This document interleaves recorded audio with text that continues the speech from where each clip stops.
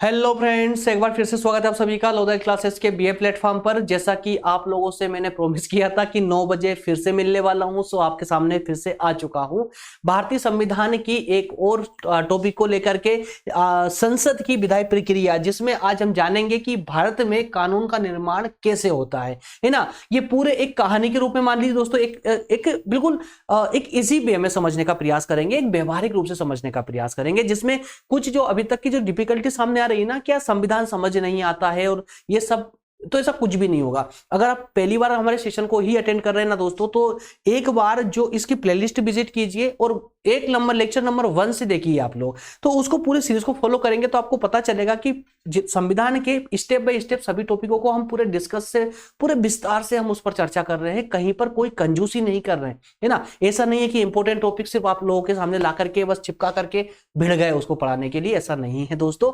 सभी टॉपिकों को, चाहे वो टॉपिक इंपॉर्टेंट हो या ना हो, एग्जाम के दृष्टिकोण से हो सकता है कोई टॉपिक इंपॉर्टेंट ना हो, लेकिन दोस्तों सभी टॉपिकों को टॉपिक वाइज टॉपिक पढ़ने का सबसे बड़ा फायदा ये होता है कि आपकी एक लिंक बन जाती है, पूरे सब्जेक्ट में एक पकड़ बन जाती है। फिर वहां से क्या होता है कि आप इजीली उस सब्जेक्ट को कंप्लीट कर पाते हो। जैसे लेकिन जब हम कोई टॉपिक को बीच में छोड़ देते हैं ना, तो फिर एक समझ जो है हमारी अधूरी रह जाती है। क्लियर है ना। चलिए आज दोस्तों, तो आज शुरुआत करते हैं भारतीय संविधान में बीए फर्स्ट ईयर वाले स्टूडेंट्स के लिए और साथ ही साथ में प्रतियोगी परीक्षाओं वाले छात्रों के लिए महत्वपूर्ण सेशन है। ये समान रूप से उपयोगी है, बीए के स्टूडेंट हो या अन्य, अगर आप जैसे बीबीए कर रहे हैं या एलएलबी कर रहे हैं, बीए एलएलबी कर रहे हैं, तो यहां पर भी संविधान को पढ़ाया जाता है दोस्तों।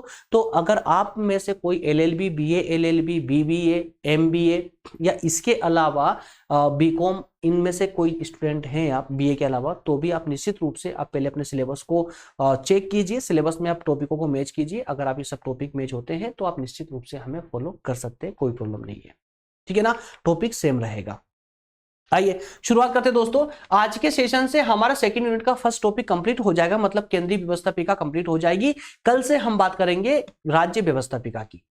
क्लियर है दोस्तों। इससे संबंधित एक कुछ प्रश्न है, इसको थोड़ा देख लीजिएगा ताकि आप ये मॉडल पेपर में आपकी हेल्प कर सके, है ना। आइए शुरू करते हैं अपने सेशन को। आज हमें बात करनी है संसद की विधायी प्रक्रिया की। तो पहले इसको एक व्यवहारिक रूप से इसको समझ लीजिए कि विधायी प्रक्रिया है क्या, क्या होती है ये विधायी प्रक्रिया। विधायी प्रक्रिया का मतलब सिंपल सा होता है कि विधि बनाने की प्रक्रिया, है ना। विधायी प्रक्रिया अर्थात विधि बनाने की प्रक्रिया। और विधि किसको बोलते हैं हम? कानून को। मतलब क्या है? अब कानून बनाने की एक प्रोसेस। क्लियर है? कानून बनाने की एक प्रक्रिया। कानून कौन बनाता है? सरकार। सरकार में कौन भाई? संसद बनाती है, मतलब विधायिका बनाती है। तो विधायिका के द्वारा कानून बनाने की एक प्रोसेस को हम आज समझने वाले हैं। क्लियर है? तो संसद में विधि निर्माण की प्रक्रिया में जिन विधेयकों को लाया जाता है, ऐसे दो प्रकार के विधेयक होते हैं। मतलब और सिंपल भाषा में समझिए कि कानून जो है दो प्रकार के विधेयकों से बनता है, या कहें कि दो प्रकार के कानूनों का निर्माण होता है। साधारण सामान्य रूप में दो प्रकार के कानून बनते हैं। एक सामान्य कानून किससे बनता है? सामान्य विधेयक से बनता है। विधेयक में कंफ्यूज नहीं हो रहे ना आप लोग। विधेयक कानून बनने से पहले, है ना, कानून बनने से पहले की प्रोसेस जो होती है, जो पहले का रूप होता है वो विधेयक होता है। और विधेयक जब एक पूरी प्रोसेस होती है कानून बनने की, वो प्रोसेस कंप्लीट हो जाती है, तो वही विधेयक क्या बन जाता है दोस्तों? कानून बन जाता है ना। तो इसलिए एक विधेयक होता है साधारण विधेयक और एक होता है वित्त विधेयक। दो प्रकार के विधेयक प्रस्तुत किए जाते हैं कानून बनने के लिए। क्लियर है? तो अभी हम इसमें स्टेप बाय स्टेप बात करेंगे। पहले हम बात करेंगे साधारण विधेयक की। साधारण विधेयक की कि साधारण विधेयक के माध्यम से किस प्रकार से साधारण कानूनों का निर्माण होता है। तो मेरे प्यारे दोस्तों, जहां भी संसदीय व्यवस्था होती है, जहां भी संसदीय व्यवस्था होती है, जैसे कि भारत में संसदीय व्यवस्था है ना, तो यहां पर मंत्री, जिनकी सरकार है, मंत्री और निजी सदस्य, संसद के जो निजी सदस्य होते हैं, संसद के जो अन्य सदस्य होते हैं, उनके द्वारा, तो मंत्रियों के द्वारा और संसद के अन्य निजी सदस्यों के द्वारा भी संसद में, किसी भी सदन में इस प्रकार के विधेयक लाए जा सकते हैं कानून बनाने के लिए। अब ये निजी सदस्य कौन होते हैं? जैसे मान लेते हैं कि वो लोकसभा में नहीं है ना, लोकसभा में नहीं है, मंत्रिमंडल में नहीं है, या फिर ऐसा मानिए कि एक सरकारी विधेयक भी हो सकता है कि एक लोकसभा की ओर से जो राजनीतिक दल जीतकर आया है और अपनी सरकार बनाई है, उसने सामूहिक रूप से एक विधेयक प्रस्तुत किया है ना, तो वो सामूहिक विधेयक हो जाएगा। लेकिन ऐसा भी हो सकता है उन मंत्रियों में से किसी एक मंत्री ने कोई विधेयक प्रस्तुत कर दिया कि साहब इस पर कानून बनना चाहिए, तो वो निजी विधेयक कहला जाएगा। तो इसी प्रकार से मंत्री या निजी सदस्यों के द्वारा सदन के या संसद के दोनों में से किसी भी सदन में इस प्रकार का विधेयक लाया जा सकता है। किस प्रकार का? साधारण विधेयक लाया जा सकता है। तो भारत में इंग्लैंड की ही तरह एक विधेयक को कानून बनाने तक के लिए 3 प्रकार की प्रक्रियाओं से गुजरना होता है। एक साधारण विधेयक को कानून बनने के लिए 3 स्टेप से गुजरना होता है, और इस 3 स्टेप को हम 3 वाचन के नाम से जानेंगे। 3 वाचन, प्रथम वाचन, द्वितीय वाचन और तृतीय वाचन। तो हमारे लिए इंपॉर्टेंट क्या है? इन 3 वाचनों को समझना है ना, ये 3 प्रक्रियाओं को समझ, 3 प्रोसेस को समझना कि कोई भी विधेयक कानून बनने से पहले 3 वाचन से होकर गुजरता है या 3 प्रोसेस से होकर गुजरना पड़ता है। क्लियर है? चलिए तो एक एक करके दोस्तों तीनों प्रोसेस को समझेंगे हम। थोड़ा सावधानी से समझिएगा। प्रथम वाचन मतलब पहली प्रोसेस, ठीक है, पहली प्रोसेस। एक शब्द में समझिए इसको, एक लाइन में समझिए। पहले वाचन में क्या होता है? विधेयक को प्रस्तुत किया जाता है, दैट्स ऑल, बस इतना ही होता है। क्या होता है? प्रथम वाचन में विधेयक को प्रस्तुत किया जाता है। ठीक है, अब आगे कहानी पढ़ते हैं, अब आपको पूरा समझ आता चलेगा। विधेयक को प्रस्तुत करने के अलावा यह प्रस्तुत भी होता तो किस प्रकार से, देखिए जरा। प्रथम वाचन में विधेयक को प्रस्तावित करना या प्रस्तुत करना किसी भी सदन में। कुछ विषयों से संबंधित विधेयक को सदन में प्रस्तावित करने के लिए राष्ट्रपति की पूर्व अनुमति की आवश्यकता होती है। जरा इस लाइन को थोड़ा सा समझिए। कुछ विधेयक ऐसे होते हैं जिनको सदन में लाने से पहले राष्ट्रपति की अनुमति लेनी होती है। अन्यथा बाकी के जितने विधेयक होते हैं वो तो दोनों सदनों से पास होने के बाद मतलब अंतिम रूप से राष्ट्रपति के पास जाते हैं साइन होने के लिए, है ना। लेकिन कुछ विधेयक ऐसे होते हैं जिनको पास करने से पहले राष्ट्रपति की अनुमति आवश्यक होती है। जैसे कि राज्य में कोई परिवर्तन करना हो, राज्य की सीमाओं में कोई परिवर्तन करना हो, तो इस प्रकार के जो राज्य संबंधित जो विधेयक होते हैं वो राष्ट्रपति की पूर्व अनुमति से आते हैं। क्लियर है? लेकिन साधारण रूप से, सामान्य रूप से अगर देखें तो विधेयक को प्रस्तुत करने की आज्ञा प्राप्त करने के लिए 1 माह का नोटिस देना आवश्यक होता है। जरा इस पर ध्यान दीजिएगा। अभी हम इस पूरी प्रोसेस में क्या बात करने वाले कि विधेयक को प्रस्तुत करते कैसे हैं। याद रखिएगा, विधेयक को प्रस्तुत करते कैसे। तो प्रथम इन 3 लाइनों में हमने क्या देखा? 3 लाइनों में क्या देखा कि कुछ विधेयक ऐसे होते हैं जिनको प्रस्तुत करने, सदन, किसी भी सदन में प्रस्तुत करने से पहले राष्ट्रपति की अनुमति लेनी होती है।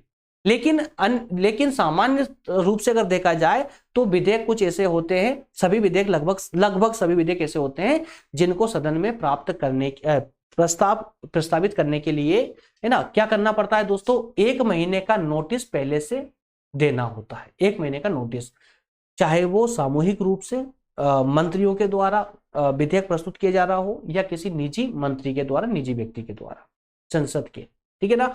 दोनों के माध्यम से ही जब भी कोई साधारण विधेयक संसद में प्रस्तुत किया जाता है तो 1 महीने पहले नोटिस देना होता है। यदि कोई सदस्य किसी विधेयक को पेश करना चाहता है तो उसे सदन की आज्ञा लेनी पड़ती है। सदन की आज्ञा लेनी पड़ती है।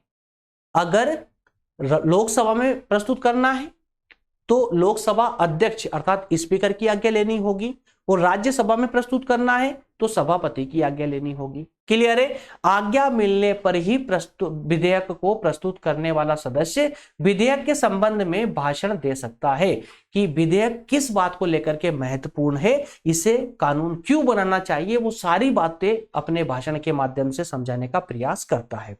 ठीक है ना। तो यहां से यहां तक की कहानी में क्या देखा दोस्तों हमने कि कुछ विधेयक ऐसे होते हैं जो राष्ट्रपति की पूर्व अनुमति से ही प्रस्तावित किए जाते हैं।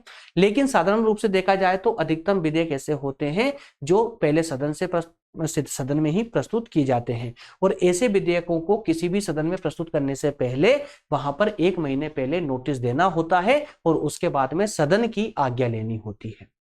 वो जब आज्ञा मिल जाती है तो आज्ञा मिलने के बाद में विधेयक प्रस्तुत करने वाला मंत्री या निजी व्यक्ति उस विधेयक पर भाषण दे सकता है कि उसका विधेयक क्यों महत्वपूर्ण है, अपना महत्व उस के विधेयक का महत्व बताने के लिए वो सदन में भाषण दे सकता है। और इसी समय में हाथों हाथ ही इसी समय में विधेयक के विरोधी जो सदस्य होंगे वो भी अपने विचार व्यक्त करेंगे, अपने विचार रखेंगे, ठीक है ना। इसका मतलब बहस होगी और यही विधेयक का प्रथम वाचन कहलाता है। That's all. सिर्फ विधेयक को सदन में प्रस्तुत करना ही पहला वाचन है। मतलब पहली प्रक्रिया क्या है कि किसी भी के भी द्वारा सदन में विधेयक को लेके आना, प्रस्तावित करना। अब कहानी आगे बढ़ती है दूसरे वाचन में, और दूसरा वाचन याद रखेंगे दोस्तों, दूसरा वाचन सबसे महत्वपूर्ण वाचन है।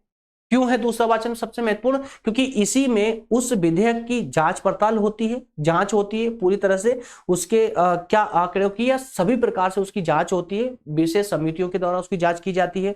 जांच होने के बाद में लगभग ये यहाँ पर प्रस्तावित होने ही वाला होता है। तीसरे वाचन में सामान्य से प्रोसेस होती है। जरा देखिए, प्रथम वाचन पूरा होने के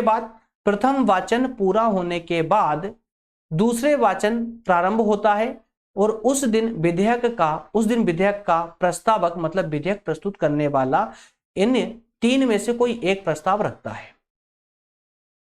पहला वाचन समाप्त होने के बाद दूसरा वाचन स्टार्ट होता है और जो विधेयक को प्रस्तुत करता है वो तीन कंडीशनों में से या तीन प्रस्तावों में से एक प्रस्ताव रखता है। क्या रखता है? वो कहता है कि विधेयक प्रवर समिति को विचार के लिए सौंपा जाए, प्रवर समिति को विचार करने के लिए सौंपा जाए, या जनमत जानने के लिए प्रस्तावित किया जाए, या फिर उस पर तत्काल विचार किया जाए।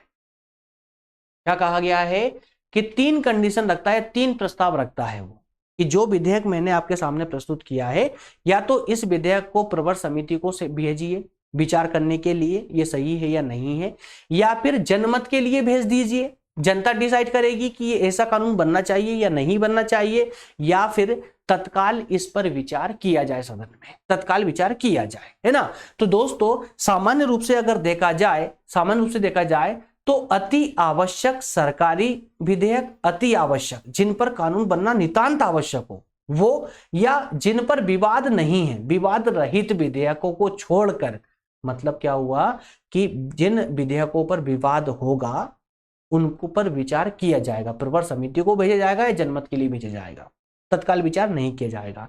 लेकिन कोई अगर अति आवश्यक विधेयक है, अति आवश्यक सरकारी विधेयक है, या जिस पर कोई विवाद ही नहीं है, तो ऐसे विधेयकों को तत्काल विचार में लाया जाता है। क्लियर है? तो विधेयक के पास होने में सबसे अधिक महत्वपूर्ण चरण यही होता है।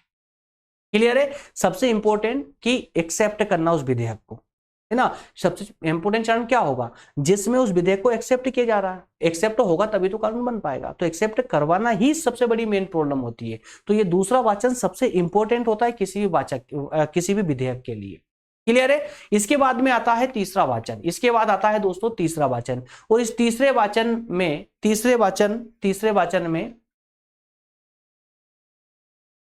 दोनों वाचन की प्रक्रिया पूरी होने के बाद में अंत में विधेयक को तीसरे वाचन के लिए विचार हेतु लाया जाता है।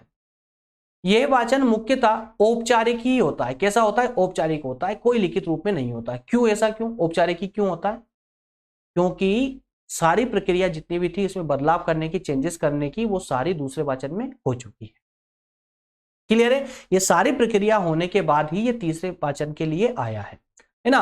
क्योंकि इस चरण में विधेयक में कोई महत्वपूर्ण परिवर्तन नहीं होता है, कुछ को छोड़ दे। तो जैसे इस वाचन में साधारण रूप से जो है अस्पष्ट शब्दों को स्पष्ट किया जाता है। पूरे विधेयक में जो जहां पर कुछ अस्पष्ट शब्दावली है उसको स्पष्ट किया जाएगा, या कुछ भाषा में कुछ गड़बड़ है तो भाषा संबंधी सुधार किया जाएगा। बस ये छोटे मोटे परिवर्तन होते हैं बस, है ना। तो विधेयक पर उसके बाद में विधेयक पर मत लिए जाते हैं उसी सदन में। पूर्ण बहुमत के लिए, बहुमत प्राप्त करने के लिए उस विधेयक पर मत लिए जाते हैं। और यहाँ पर यदि विधेयक बहुमत से सदन में पास हो गया हो तो अध्यक्ष विधेयक को दूसरे सदन में भेज देता है। फिर इसी प्रकार से दूसरे सदन में भी इसी प्रकार से वो पास होता है। उसके बाद राष्ट्रपति के पास चला जाता है। क्लियर है। तो इस प्रकार से ये 3 वाचन इसके हो चुके हैं, है ना।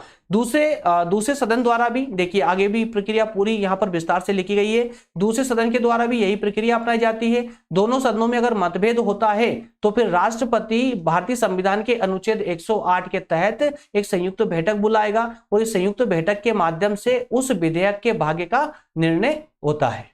क्लियर है। इसके बाद विधेयक राष्ट्रपति के पास स्वीकृति के लिए भेजा जाता है। राष्ट्रपति अगर उसे स्वीकृत या अस्वीकृत कर सकता है, ठीक है ना, या फिर विधेयक को पुनः वापस विचार के लिए लौटा सकता है। लेकिन ऐसे लौटे हुए जो विधेयक है उस पर अगर सदन वापस से विचार करके या ना करके जो भी है या उसी रूप में वापस राष्ट्रपति के पास अगर भेजते हैं तो फिर राष्ट्रपति को उस पर सिग्नेचर अर्थात अपनी सहमति देनी होती है, वो इसके लिए बाध्य होते हैं। क्लियर है। उसी प्रकार से संविधान संशोधन विधेयक भी लगभग इसी प्रकार का होता है। एक छोटा सा चेंजेस ये होता है कि संविधान संशोधन विधेयक के अंतर्गत प्रक्रिया सेम टू सेम यही अपनाई जाती है सदन में पास करवाने के लिए, लेकिन छोटा सा एक अंतर यह है कि अगर दोनों में से किसी भी सदन में अगर इसको लेकर के मतभेद है, समर्थन नहीं देता है कोई भी एक सदन, तो फिर वो संविधान संशोधन का जो विधेयक है वो वहीं रद्द हो जाता है। क्यों? क्योंकि राष्ट्रपति संविधान की धारा 108 के तहत संयुक्त बैठक नहीं बुला सकता, इस कारण से।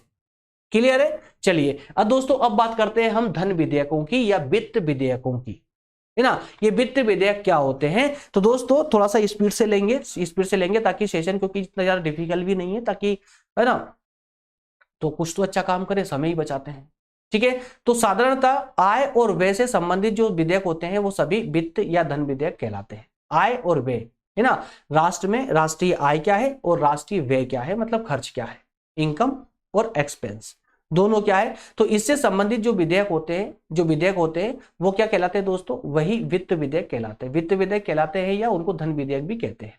तो संविधान के आर्टिकल 110 में यह स्पष्ट किया गया है कि किस प्रकार के विधेयक वित्त विधेयक होंगे, है ना। विधेयक कौन से वित्त विधेयक होंगे और वित्त विधेयक है या नहीं, इसका निर्णय कौन करता है? बार बार बता चुका हूं, लोकसभा का अध्यक्ष करता है। लोकसभा का अध्यक्ष करता है। वित्त विधेयक पारित करने की प्रक्रिया लगभग वही होती है जो साधारण विधेयक की होती है। फिर भी इस संबंध में कुछ विशेष बातें हैं। वित्त विधेयक की प्रक्रिया वही है लेकिन कुछ विशेष बातें हैं जो इस प्रकार से है, जरा देख लीजिए, कंप्लीट आपका इससे क्लियर हो जाएगा। वित्त विधेयक राष्ट्रपति की अनुमति से ही प्रस्तावित, मतलब वित्त विधेयकों के लिए राष्ट्रपति की पूर्व अनुमति ले ली जाती है। राष्ट्रपति की पूर्व अनुमति ले ली जाती है ना। तो वित्त विधेयक राष्ट्रपति की अनुमति से ही प्रस्तावित किए जा सकते हैं और ये विधेयक लोकसभा में ही प्रस्तावित किए जा सकते हैं, ये आप अच्छे से जानते हैं।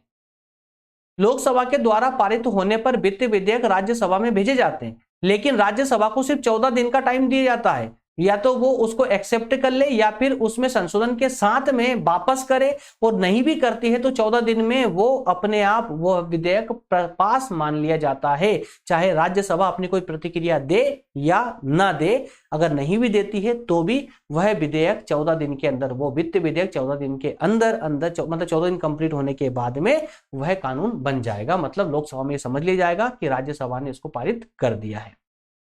क्लियर है। और अंतिम रूप से राष्ट्रपति के हस्ताक्षर से कानून बन जाता है। अंतिम रूप से राष्ट्रपति के हस्ताक्षर से कानून बन जाता है। मतलब अब लास्ट में इसमें धन विधेयक को लेकर के या वित्त विधेयक को लेकर के राष्ट्रपति की अनुमति लेने की आवश्यकता नहीं होती, बस लास्ट में राष्ट्रपति साहब साइन करेंगे, है ना। उनकी असहमति का कोई चांस ही नहीं। क्यों? क्योंकि उनकी सहमति तो पहले ही ले ली जाती है इस पर। क्लियर दोस्तों। इस प्रकार से हमारा आज का सेशन होता है कंप्लीट, और नेक्स्ट सेशन में जो हम चर्चा करेंगे उसमें हम बात करेंगे दोस्तों विधानसभा और विधान परिषद पर, अर्थात की विधान राज्य की व्यवस्थापिका पर। क्लियर है। सभी सेशन 1 बाय 1 ही होंगे, कंटिन्यू ही होंगे दोस्तों। अगर नए स्टूडेंट हैं या पहली बार हमको ज्वाइन कर रहे हैं तो मैं फिर से बोल रहा हूं दोस्तों, टेलीग्राम ग्रुप को जरूर ज्वाइन करें, क्योंकि सभी क्लासेस, सभी लेक्चर और सभी नोट्स वगैरह जितने भी हमारे नोटिफिकेशन होते हैं, जितने भी महत्वपूर्ण अपडेट होती है क्लास को लेकर के, वो सब हम इस ग्रुप में ही प्रोवाइड करते हैं। ग्रुप को जरूर ज्वाइन करें। डिस्क्रिप्शन में सभी की लिंक मिल जाएगी। नोट्स भी आप आसानी से डिस्क्रिप्शन में जाकर के वहां से डाउनलोड कर सकते हैं। मिलेंगे नेक्स्ट सेशन में दोस्तों, तब तक आप सभी का बहुत धन्यवाद। क्लास के एंड तक बने रहने के लिए बहुत बहुत धन्यवाद।